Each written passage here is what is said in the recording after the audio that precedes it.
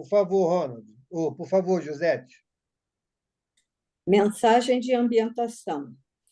Capítulo 23. Evita as contendas, sempre inúteis. Entre contentores, a razão é sempre de quem não se envolve em discussões infrutíferas. Nessas lutas verbais e alterações violentas, surgem males de difícil reparação. As palavras que a ira põe na boca do altercador raramente expressam o que ele pensa. Traduzem-lhe o estado de desarmonia e a necessidade de esmagar o antagonista. Esclarece com calma e argumenta serenamente. Se o outro não leva em consideração os teus conceitos, silencia e entrega o tempo, que a todos nos ensina sem pressa. Ok. Alguém gostaria de comentar a lição? Muito oportuna, né? Muito oportuna essa lição. Pode falar, Silvânia. Estão me ouvindo bem, né? Eu quero comentar por conta do episódio que aconteceu comigo, né? Então, para mim, essa leitura é para mim, porque eu entendo assim, me chamou a atenção esse parágrafo que fala que as palavras que a ira põe na boca do altercador raramente expressam o que ele pensa, traduzem o estado de desarmonia e a necessidade de esmagar o antagonismo. A pessoa que está feliz não faz isso. A pessoa que está bem não age assim com o outro. Ele não está bem. Então, se eu tenho conhecimento, sou eu que tenho que silenciar, né? Eu não devo dar margem a que ele se comprometa mais e que eu me comprometa também. O Mauro falou uma coisa em um dos estudos nossos aqui e eu anotei, está aqui na minha frente. Quem tem que compreender é quem tem compreensão. Então, esse é o meu comentário. Quem tem esse conhecimento tem que agir, tem que ajudar. Obrigado, querida. Obrigado, Silvânia. Mais alguém? Então, vamos à nossa prece. Vamos nos unir ao nosso irmão Márcio em prece. Que Jesus te ampare e nos fortaleça a todos. Obrigado pela oportunidade. Pedindo aqui, humildemente, permissão aos espíritos amigos, a falange que, de forma soberana, cuida do estudo da segunda-feira à noite, intuindo aqueles que conduzem esse estudo, bem como a todos nós que estamos aqui, na função de aprendizes, mas que temos a missão de colocarmos em prática os ensinamentos de Jesus através da doutrina maravilhosa de Allan Kardec.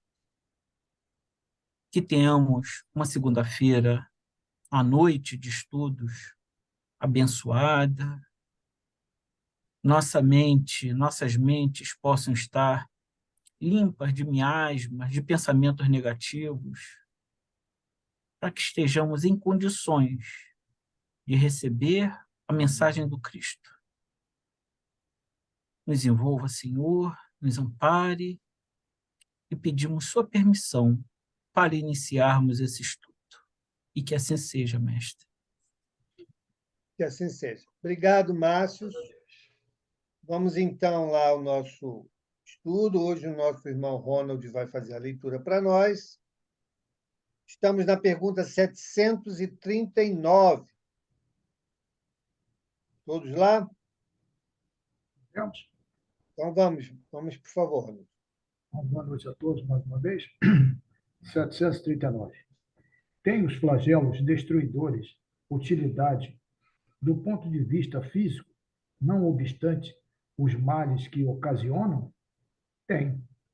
Muitas vezes mudam as condições de uma região, mas o bem que deles resulta, só as gerações vindouras o experimentam. Ok, né?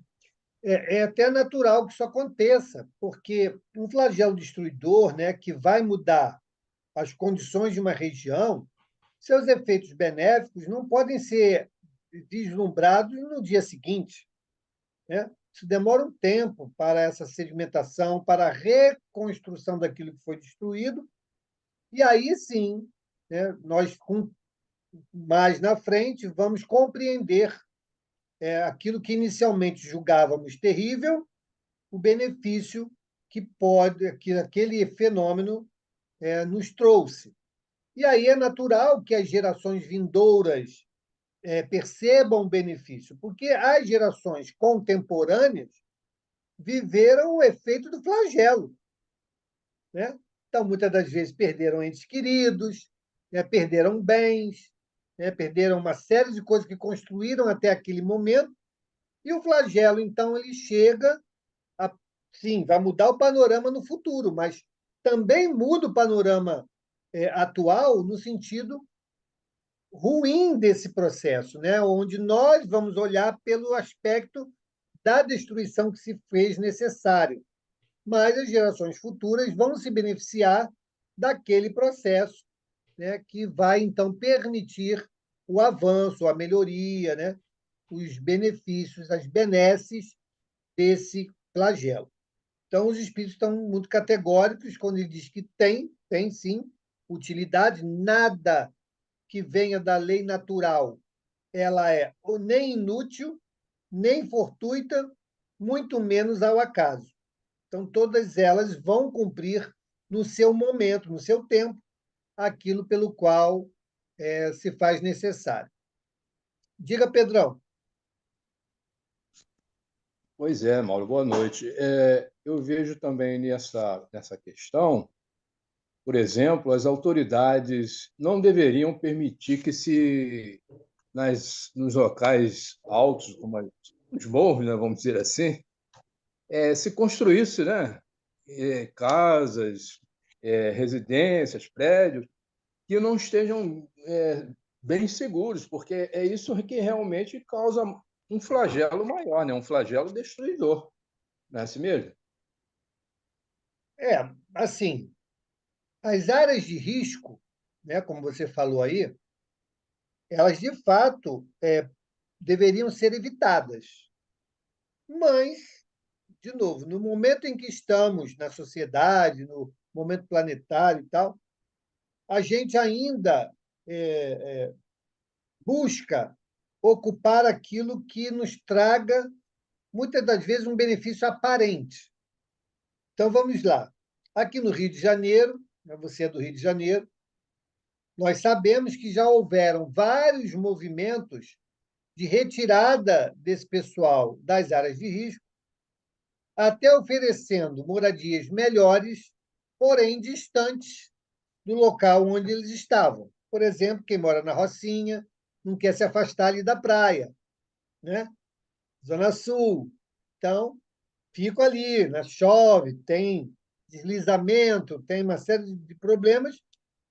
Por mais que os órgãos públicos tentem minimizar isso, a Defesa Civil tente minimizar, mas a gente acaba colocando à frente questões que, no momento, a gente não enxerga como sendo irrelevantes, mas elas passam a ganhar protagonismo na vida das pessoas que estão ali.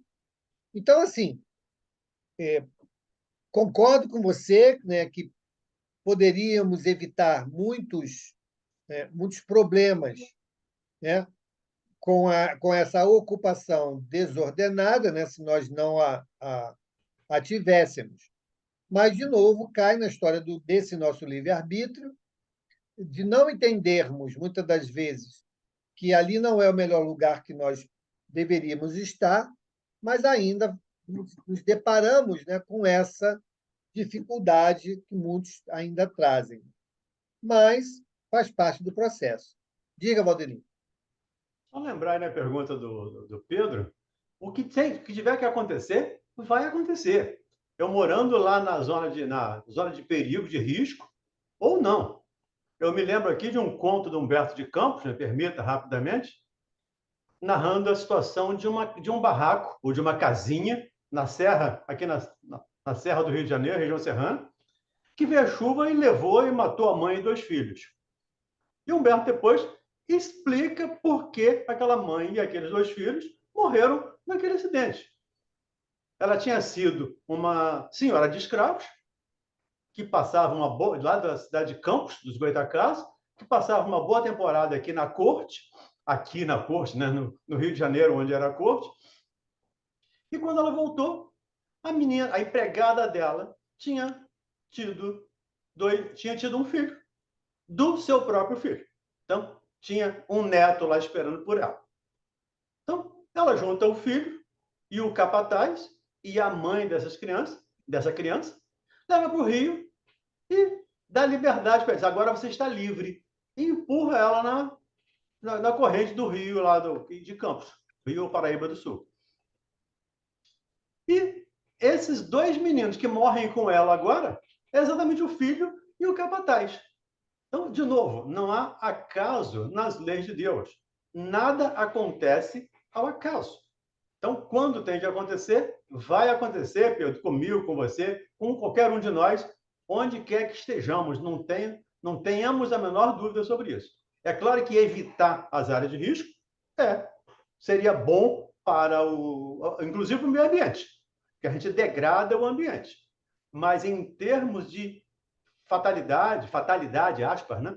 Em termos de morte, não tem por onde fugir. Se está escrito, não tem jeito. Lembrando, né, também que a lei de conservação nos chama a atenção quanto à nossa imprevidência, né? Então, lógico que nós não vamos nos arvorar, não devemos nos arvorar em situações claramente declaradas, onde estaremos expondo em risco a nossa vida. Está bem explícito isso, né? Então, sim, e nada acontece por acaso, mas a nossa imprevidência ela pode também nos trazer muitas complicações que não necessariamente precisaríamos passar, né? Então, essas questões todas nós temos que levar em consideração quando efetivamente formos tomar essas decisões aí que possam colocar em risco a vida nossa e daqueles que estão à nossa volta. Tudo bem? Podemos seguir? Ok. Obrigado. Nada. 740.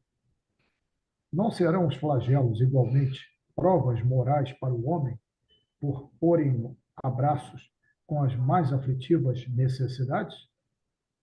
Os flagelos são provas que dão ao homem ocasião de exercitar a sua inteligência, de demonstrar a sua paciência e resignação ante a vontade de Deus, e que lhe oferecem ensejo de manifestar seus sentimentos de abnegação, de desinteresse e de amor ao próximo, se o não domina o egoísmo.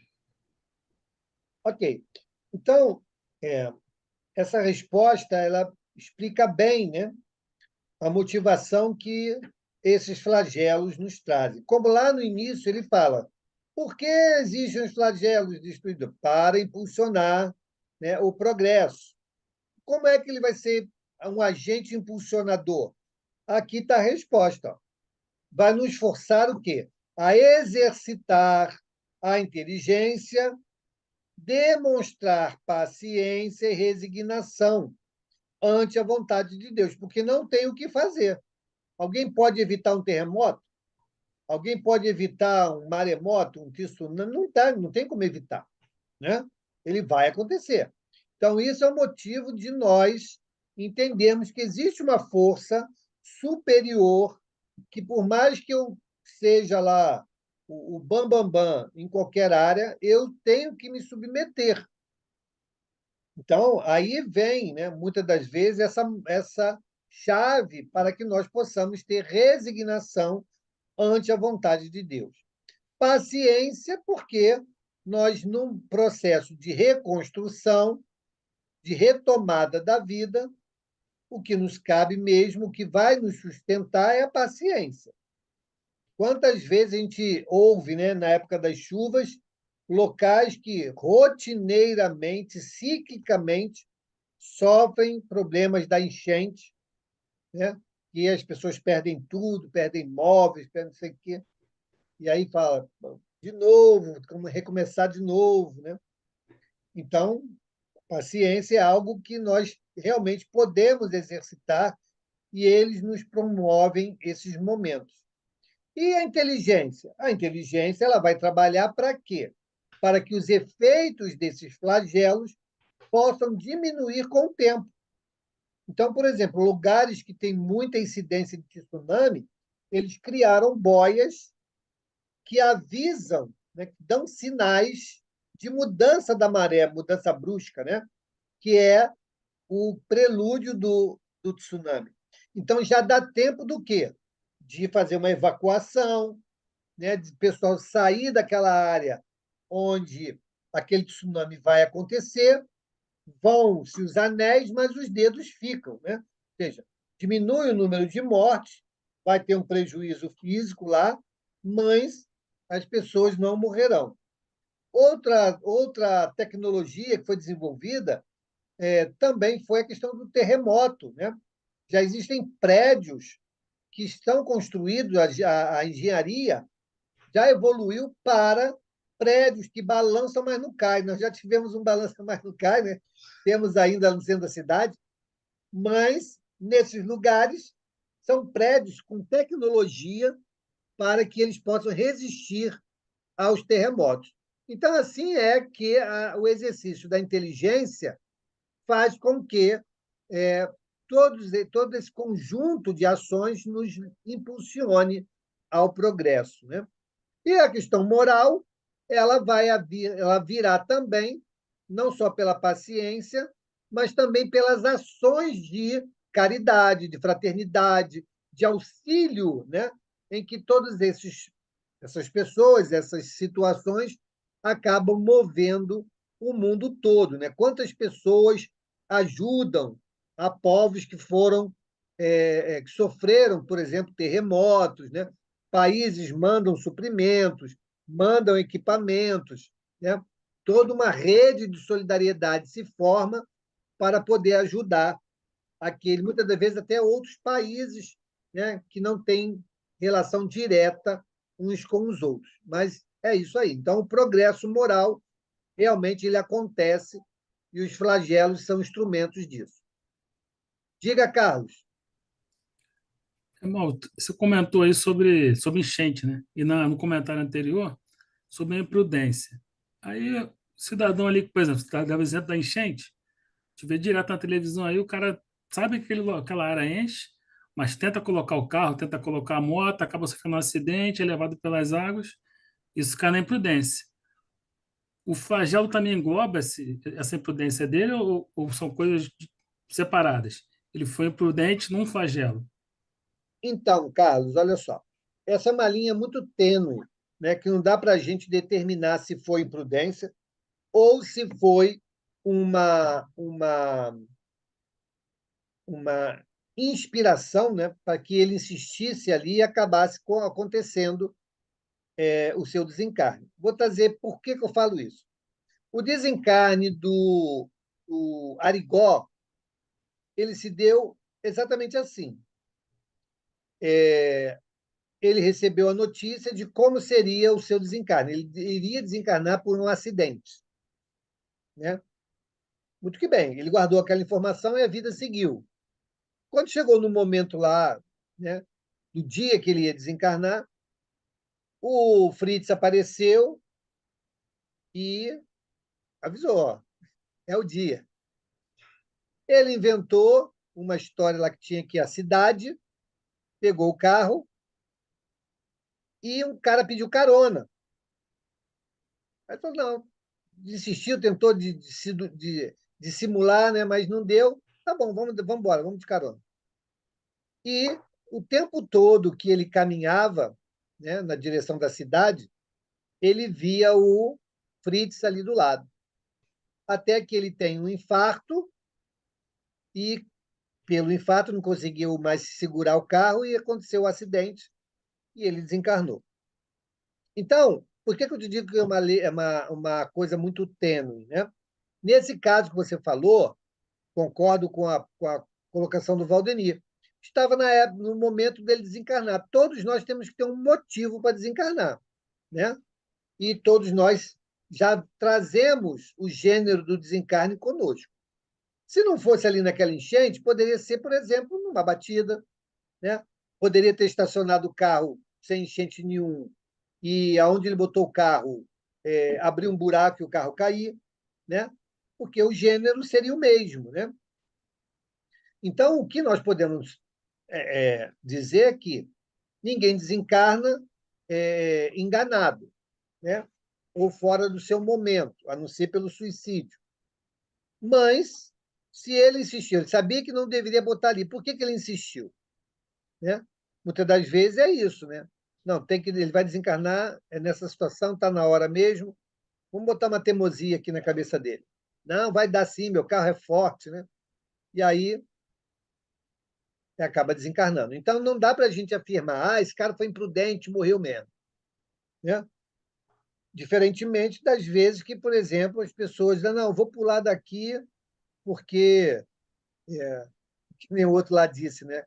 Até o Valdemir contou, né? Que ele tinha uma alucinação, né, Valdemir? O cara que pulou da janela achando que tinha uma nave espacial Sim. esperando por ele. Então, ele É. também estava num estado alterado de consciência. Essa é doente, né? Esquizofrênica. Então, existem várias situações que a gente não pode afirmar que seja uma coisa ou outra. Mas nós sabemos, sim, que a imprudência é uma característica, né, nossa, ainda imperfeitos que somos. Queremos insistir, queremos forçar uma situação que não é natural, e aí acaba levando a prejuízos graves, podendo até levar ao desencarne. E aí a gente responde lá depois, né? Por que você insistiu naquilo, cara? Né? Eu não sabia que você estava colocando em risco. E aí depois a gente vê aí quais são as consequências. Nós vamos até falar sobre isso aqui na lei de destruição. Diga, Ronald. Você falou, realmente, por mais que o homem exercite a sua inteligência para, vamos dizer, melhorar a situação, né, para evitar certos flagelos, quando chega a hora, quando toca o sino, a gente não tem como. Só para ilustrar isso que você falou, né, do pessoal que mora nas encostas. A inteligência do homem agora criou as sirenes, né, que avisa as pessoas. A própria Defesa Civil disponibiliza agora um site avisando quando vai ter enchente, quando não vai, quando vai ter chuva forte.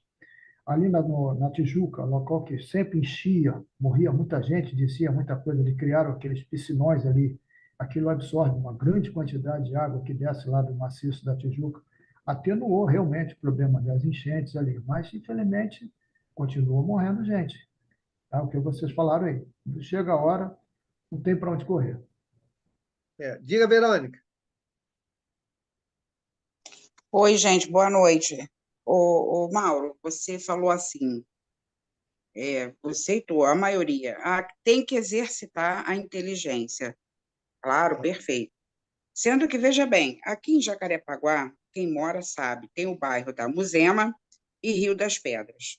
Esse bairro da Muzema já foi pântano, é um terreno arenoso.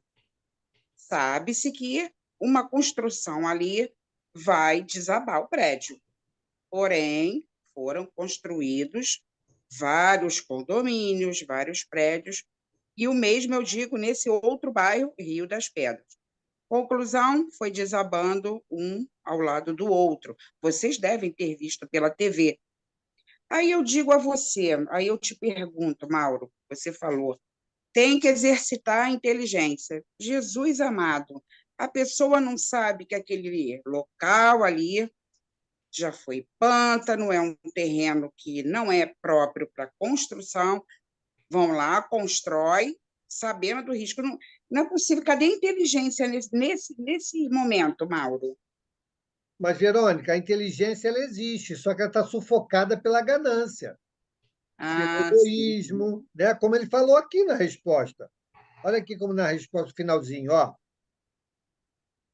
Mas seus sentimentos de abnegação, de desinteresse e de amor próprio, ao próximo, se não estiver dominado pelo egoísmo.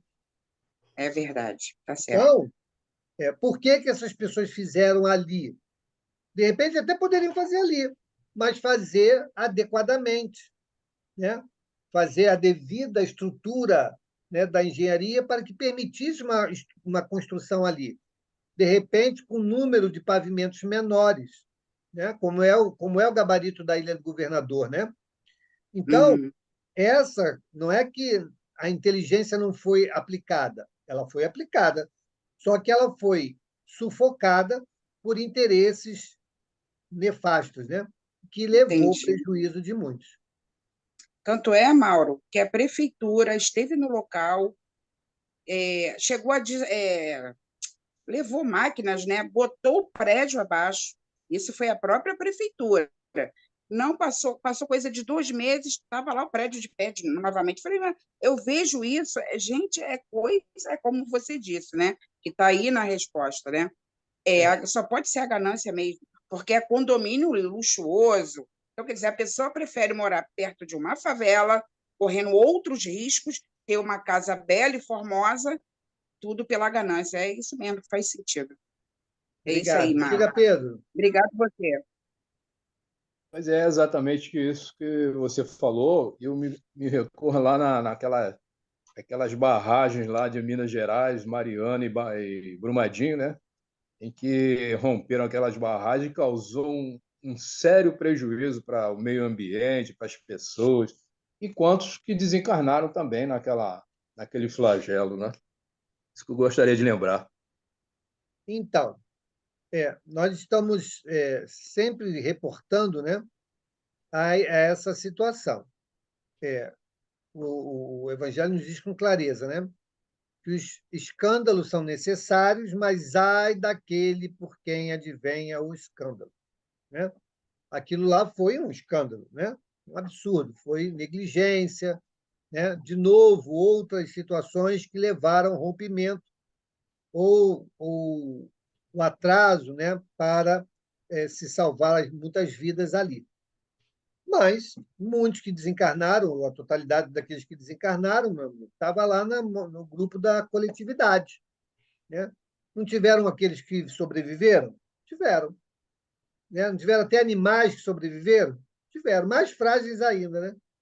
Mas sobreviveram. Então, nada está fora daquilo que está estabelecido. Porém, não livra de responsabilidade aqueles que provocaram situações como aquela. O que eu penso quando isso acontece, porque a gente fica, às vezes, com uma dualidade na cabeça, né? Ué, mas se tinha que acontecer, como é que o outro é culpado porque deixou acontecer? São coisas diferentes. Falamos sempre, né? A questão do gênero. Então, a pessoa está lá, não, tem que fazer reparo. Ih, não, agora não, deixa para lá. Ih, não, aguentou mais um ano, espera mais um ano. Essa é a nossa negligência. Né? Então, eu estou sendo o provocador do escândalo. Beleza? A espiritualidade acompanha isso, sim ou não? Claro que acompanha. Então, vai dizer, olha, vai acontecer. Os caras lá não estão dando atenção. Vai acontecer. Ah, vai acontecer? Então, esse pessoal aí tem que desencarnar aí, mais ou menos dentro desse gênero? Então tá bom. Então, acontece, não é que o rompimento foi provocado para que aquilo acontecesse. Estava dentro da probabilidade de acontecer. A probabilidade de acontecer, cada dia aumentava mais. Não fizeram nada, não alertaram ninguém e acabou acontecendo. O escândalo aconteceu. Beleza, agora vamos às consequências. Então vamos lá, o pessoal que tem que desencarnar aí, tá bom, vai nessa leva aí. Mas esses aqui não estão. Então tá bom. Então fica ali, ó. Uma cobertinha vai aparar, vai segurar num galho, vai ficar. Né? É assim. E aí sobra. E aí as pessoas que provocaram, que não foram atenciosas à competência do seu trabalho, vai responder. Não vai ficar isenta, não, vai responder. Beleza? Ok. Mais alguém? Vamos em frente. 741. Dado é ao homem conjurar os flagelos que o afligem?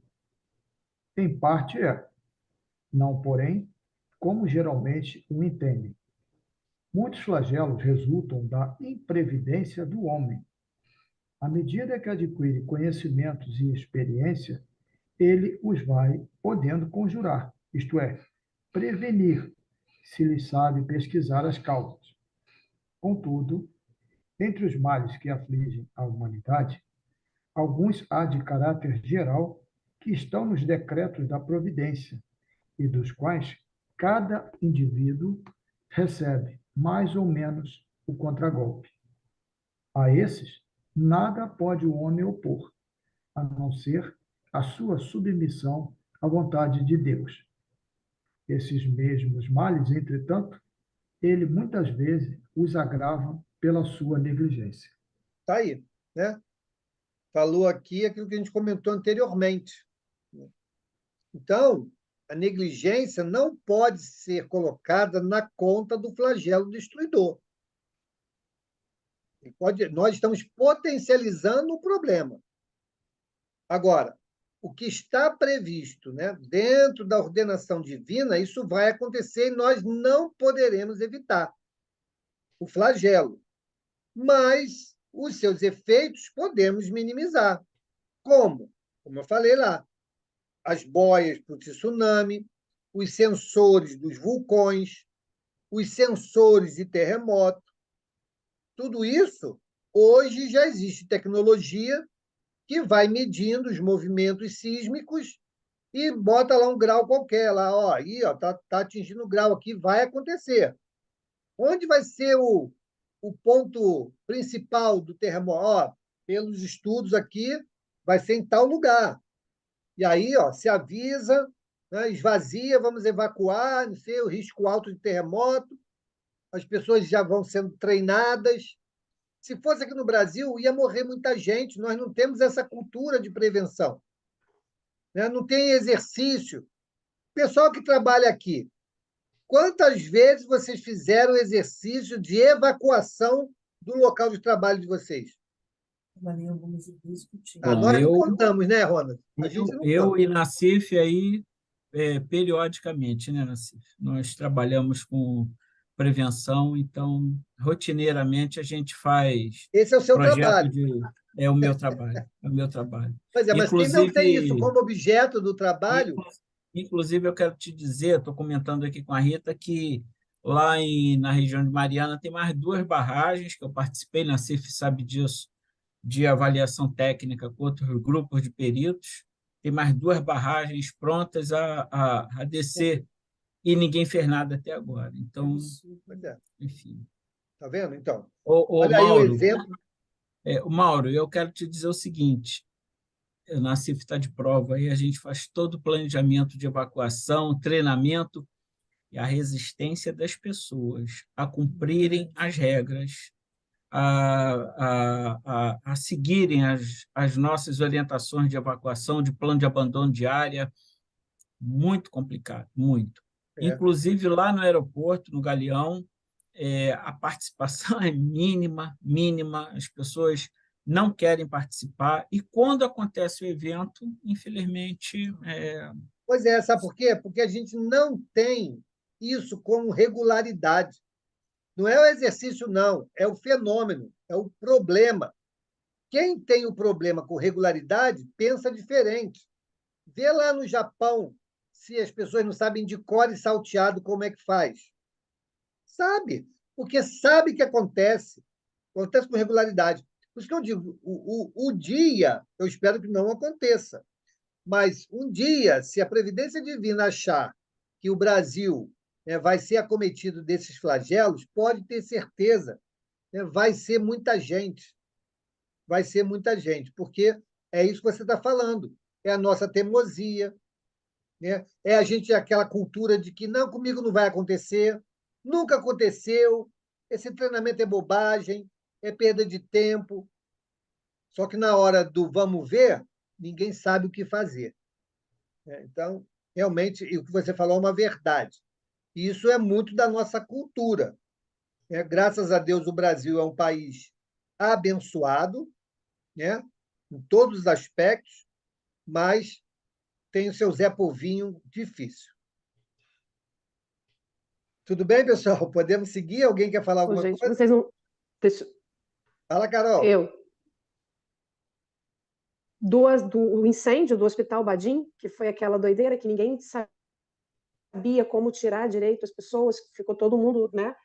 Não é só a gente devia cuidar mais disso, e não só para flagelos destruidores, não, mas para o dia a dia mesmo. A gente não tem mesmo isso na cultura, né? É verdade.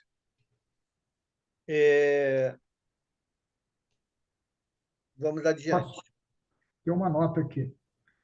Na primeira linha dos flagelos destruidores, naturais e independentes do homem, devem ser colocados a peste, a fome, as inundações, as intempéries fatais às produções da terra. Não tem, porém, o homem encontrado na ciência, nas obras de arte, no aperfeiçoamento da agricultura, nos afolhamentos e nas irrigações, no estudo das condições higiênicas, meios de impedir ou, quando menos, de atenuar muitos desastres? Certas regiões, outrora assoladas por terríveis flagelos, não estão hoje preservadas deles? Que não fará, portanto, o homem, pelo seu bem-estar material, quando souber aproveitar-se de todos os recursos da sua inteligência e quando, aos cuidados da sua conservação pessoal, souber aliar sentimentos de verdadeira caridade para com seus semelhantes? É isso aí. Então, no momento em que nós conseguirmos virar essa chave, né, desligando o egoísmo, ligando essa consciência fraternal, nós vamos cumprir o que ele está dizendo aqui. Tudo que nós temos visto, né, nesses casos que eu falei, de sensores de terremoto, sensores de erupção, sensores de flagelos, vieram para amenizar os danos, né? Principalmente de vidas, porque os danos materiais não tem como evitar, mas os danos das vidas, sim.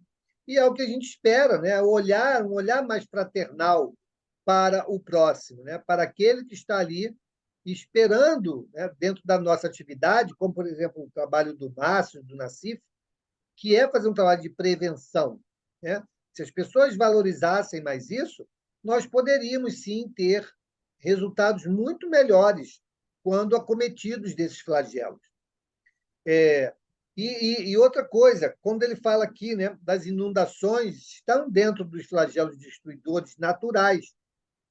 Teve um episódio num hospital, que o hospital foi construído, não sei se sabiam ou não sabiam, mas que era caminho, né, de água, era um rio, né? E talvez tenha secado por muitos anos e tal, o nego achou que o rio já não passava mais ali. Veio a chuva, aquelas chuvas, né, históricas, e o rio apareceu e levou o hospital e levou um bocado de gente que estava lá internada. Então, os flagelos estão aí para cumprir os desígnios divinos, né? Nunca serão como objeto de castigo, mas sim de cumprimento daquilo que está programado, né, a acontecer. Tudo bem? Podemos seguir? Vamos, então, entrar nas guerras. Vamos às guerras. 742. Que é o que impele o homem à guerra? A predominância da natureza animal sobre a natureza espiritual e transbordamento das paixões. No estado de barbárie, os povos um só direito conhecem, o do mais forte. Por isso é que, para tais povos, o de guerra é um estado normal. À medida que o homem progride, menos frequente se torna a guerra, porque ele lhe evita as causas, fazendo-a com humanidade quando a sente necessária. Ok, então isso a gente já começou a conversar sobre isso lá no início do capítulo, né? Quando nós começamos a falar sobre os flagelos destruidores e tal, nós falamos um pouco sobre isso, né? Que é a história do egoísmo, a predominância que um país quer ter sobre o outro, principalmente econômico, né? Ou absorver a economia de um outro país em seu interesse.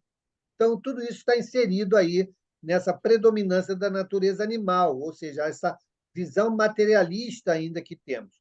Enquanto tivermos essa visão, nós vamos achar justificativas para as guerras, né? Hoje o planeta está vivendo isso, né? Hoje eu estava lendo, o Níger hoje lá já teve lá uma tomada de poder no Níger, né? Já gerou um conflito lá interno, né? Já existem outros países agora, guerra se voltando aí para a África, né? Então nós temos aí muitos pontos focais, né, de conflitos acontecendo por esse mesmo motivo que está aqui. A natureza animal sobre a natureza espiritual, né? O transbordamento das paixões, a ganância, né? A falta de amor, né? A falta de compreensão, de caridade em nossas ações. Ao invés de nós querermos destruir o outro, por que não ajudá-los a sair daquela condição que estão? Por que não fazer o contrário? Eu estava vendo outro dia também o presidente de uma das colônias francesas aí, ou que foram colonizados pela França, tá puxando a orelha lá do Macron, né? Como é que eles eram mantidos, são mantidos até hoje, né? Em condições aí quase que da barbárie mesmo, por conta de não receberem o auxílio de progresso. Então, a gente está na contramão da história ainda, né? Ou seja, a gente ainda vive em muitos países que são aqueles grilheiros, né? Ou seja, colônias mesmo. Vou lá, vou explorar minha colônia até secar a fonte. Nos dias de hoje, a gente ainda vê isso, né? Olha a China aí também fazendo a mesma coisa, né? Estendendo seus tentáculos aí para extrair aquilo que pode. E os países que estão abrindo as portas são aqueles que, infelizmente, estão aí sendo direcionados pela ganância e os seus desdobramentos.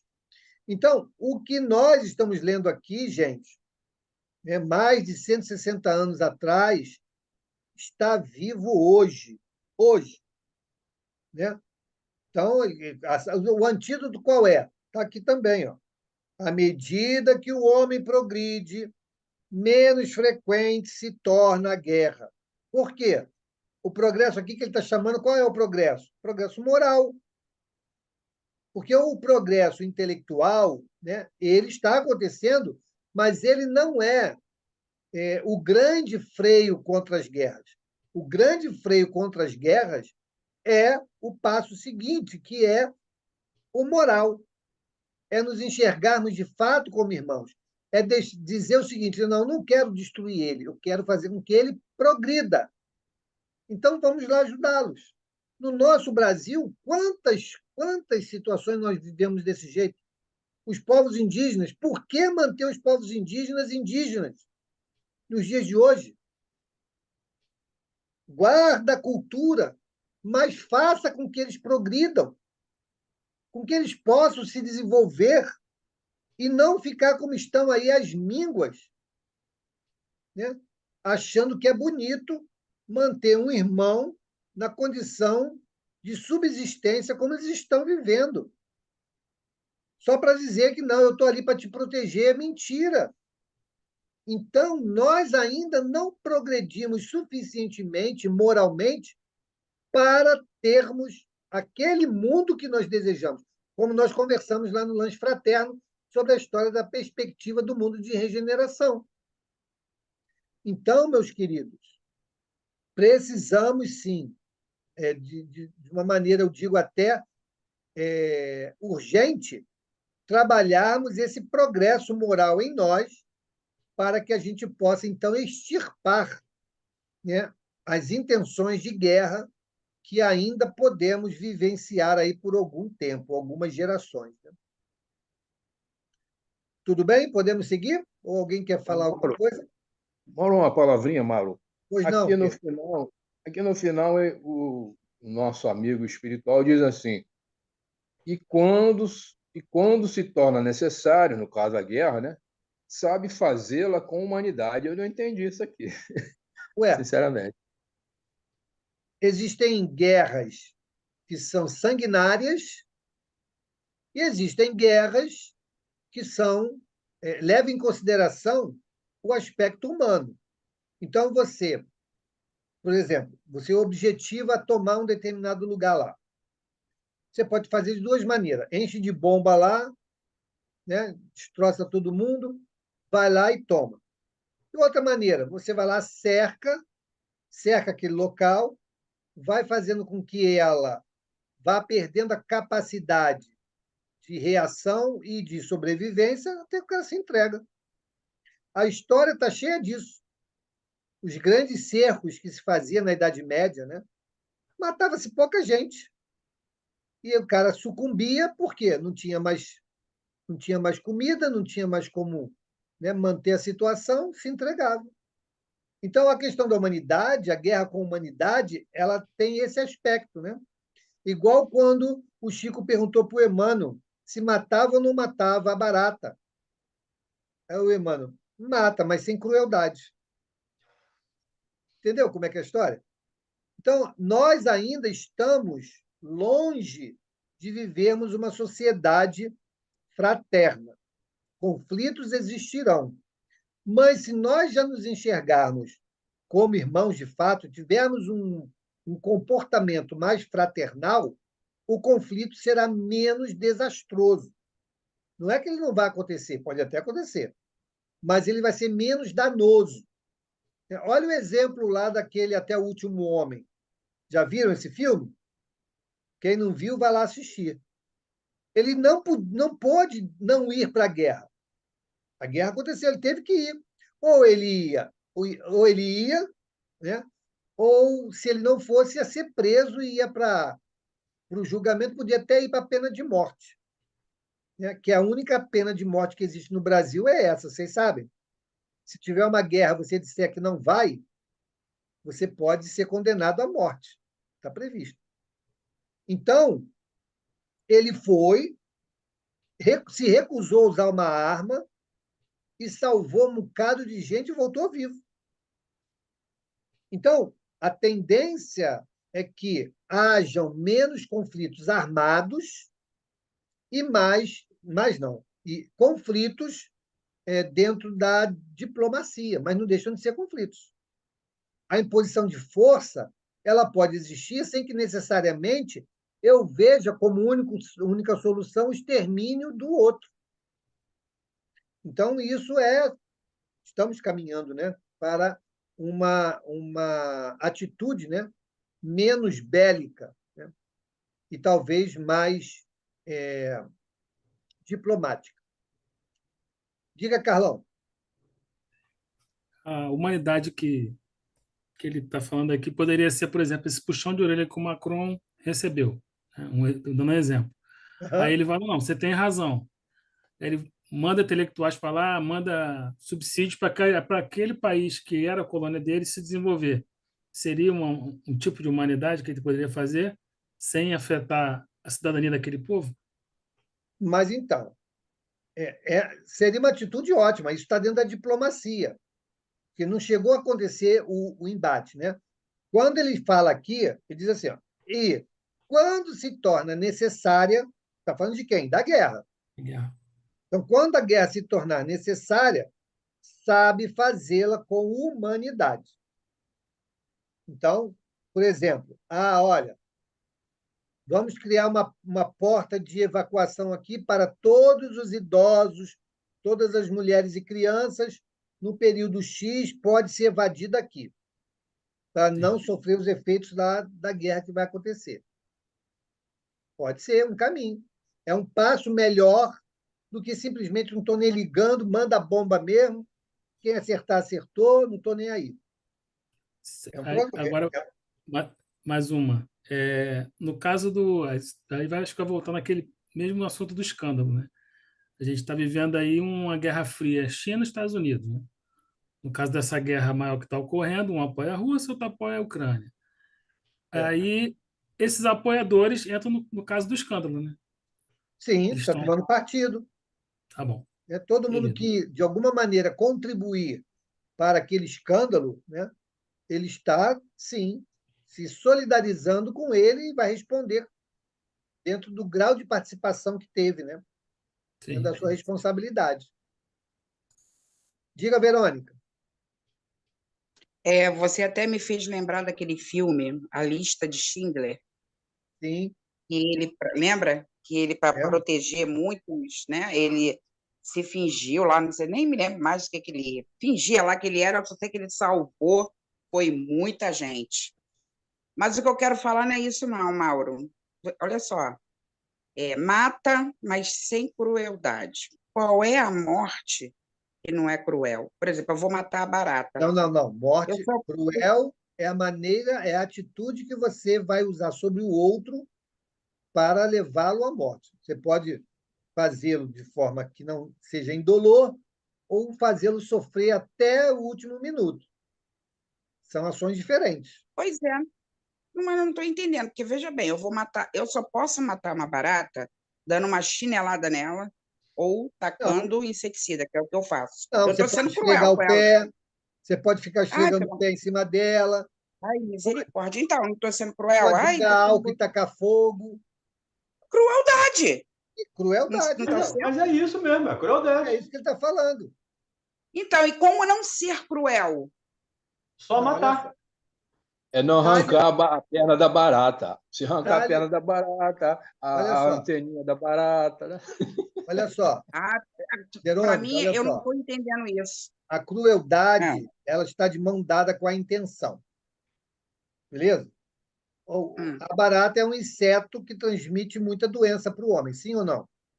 sim, Então, vou ter barata de estimação? Deus me livre. Então, pronto. Então, eu entendo que acontecer isso em prol da preservação do homem, né, você vai levar a essa ação, que é o quê? Matar a barata. Eu posso Hum, simplesmente dar uma única chinelada, eu sou capaz de matar a barata, sim ou não? sim. Sim. Mas tem aquelas pessoas que não, que pisa, que esfrega o pé, ou vai jogar álcool e taca fogo, fica ali olhando. Não tem isso? Isso é Ah, tá. crueldade. Isso é crueldade. Entendi, Entendeu? A entendi. Porque morte se eu em der uma si, chinelada de uma vez só, ela vai morrer e acabou o problema. acabou o problema. A morte em si, ela não é cruel, porque ela é um processo natural nosso. A morte em si, ela não é cruel. Agora, a maneira como nós podemos impor a morte a alguém, aí podemos agir com crueldade. São coisas completamente diferentes. Ainda estou meio em dúvida, mas vamos seguir depois, a gente tira essa. Eu ainda estou meia. Não estou entendendo isso. Tá bom. Qual é a morte que não é cruel? Depois a Não, gente não, conversa. olha, Verônica, olha só, você está confundindo o seguinte: cruel no sentido de sentimento de quem perde, a pessoa pode julgar. Agora, a ação que leva à morte, ela nem toda morte ela é cruel. Sim, concordo. Então, pronto. Então, Mas, é isso que o Emmanuel falou para o Chico. Exatamente esse sentido. Ele não podia deixa eu deixar ali ver. a barata tomar conta e levar doença às coisas. Então, pode matar barata, e o Chico ficou. Mas eu posso matar barata? Tamanho do coração do Chico. A pergunta do Chico não foi se é com crueldade ou não. Perguntou, eu posso matar barata? E aí o Emmanuel falou, pode, mas sem crueldade. A crueldade não está no ato de matar, está como matar. Tipo, a torturação, uma tortura, Exatamente, a tortura né? é crueldade, que Entendi, pode levar à morte.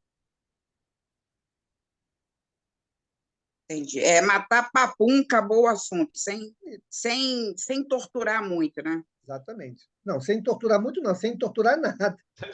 Preferência. Né?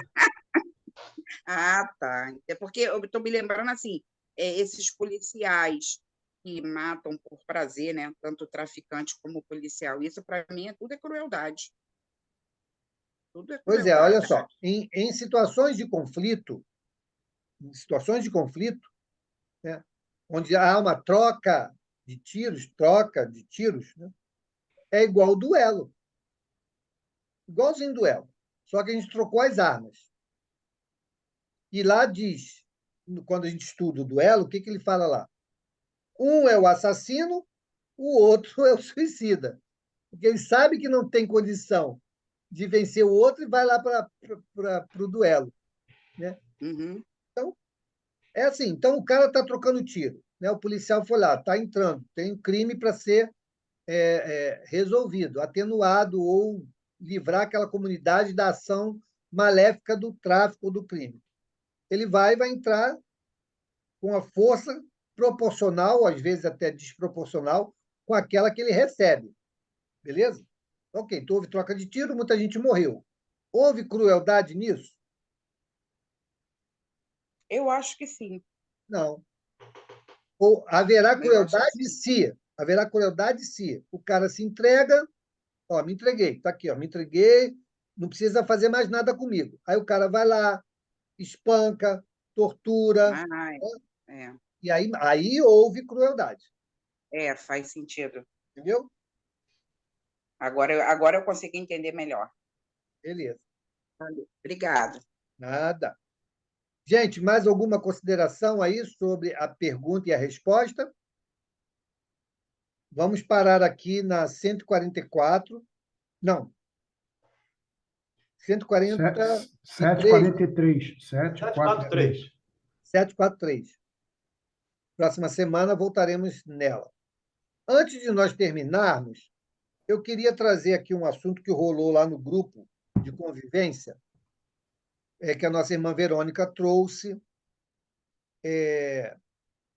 e houve ali uma troca de mensagens, e eu acho interessante falarmos sobre isso aqui rapidamente. Nós não vamos abrir discussão, tá, gente? Porque senão a gente vai avançar muito o horário. Mas eu acho que nós, enquanto grupos de estudo, e que toca no comportamento, né, numa ação de uma casa espírita, eu acho que vale a nossa discussão, a nossa reflexão.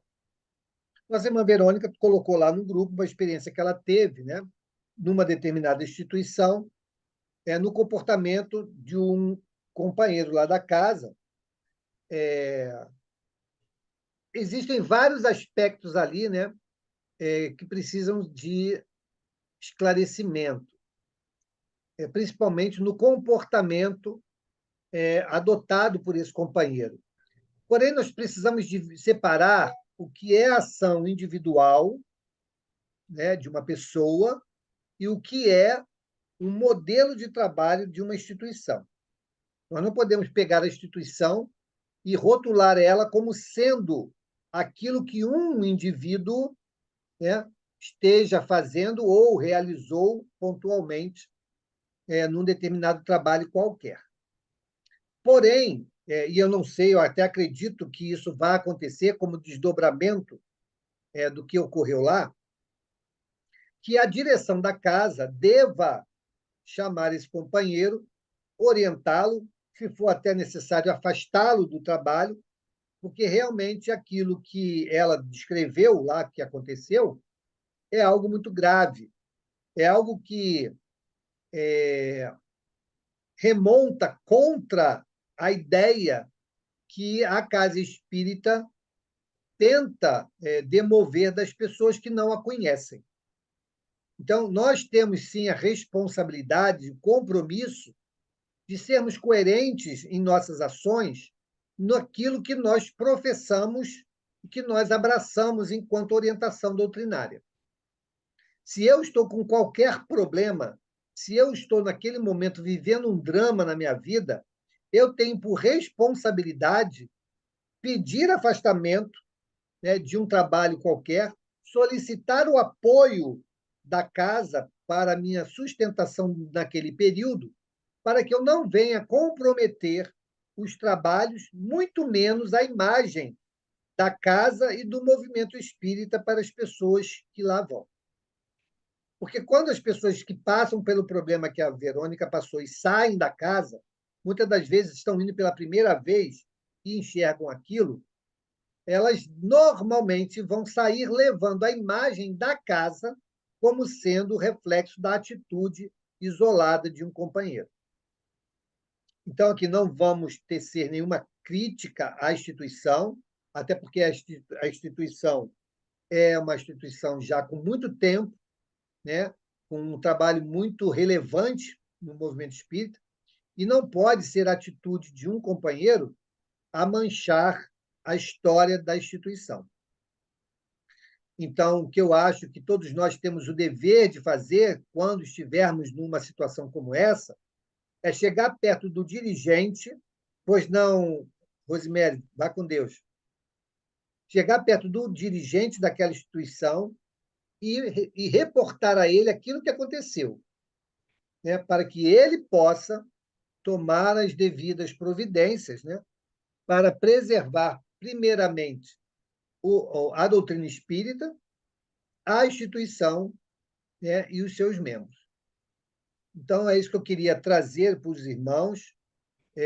Estou aberto aí lá no privado para que a gente possa, caso alguém queira, conversarmos mais sobre isso, tá bom? Mas eu me achei na responsabilidade de trazer um esclarecimento, porque aquilo foi citado lá no grupo, e eu acho que vale a pena a gente falar um pouco sobre isso. Tudo bem, gente? Então, muito obrigado aí pela atenção de todos. Vamos fazer, então, a nossa prece de encerramento, né? Bom, já que o Nassif também tirou férias aí um tempo, né, eu vou pedir o Nassif para fazer a nossa prece. Diga, Verônica. Foi sem querer que eu Tá. toquei aqui, tá? Tá bom. Então, Nassif, por favor, você pode fazer a nossa prece?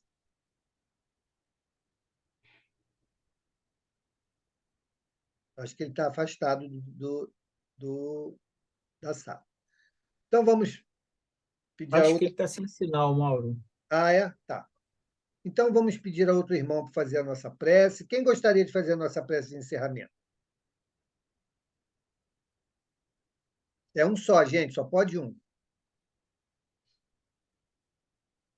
Tá bom, então vamos pedir a Carol. Carol, você faz a nossa prece?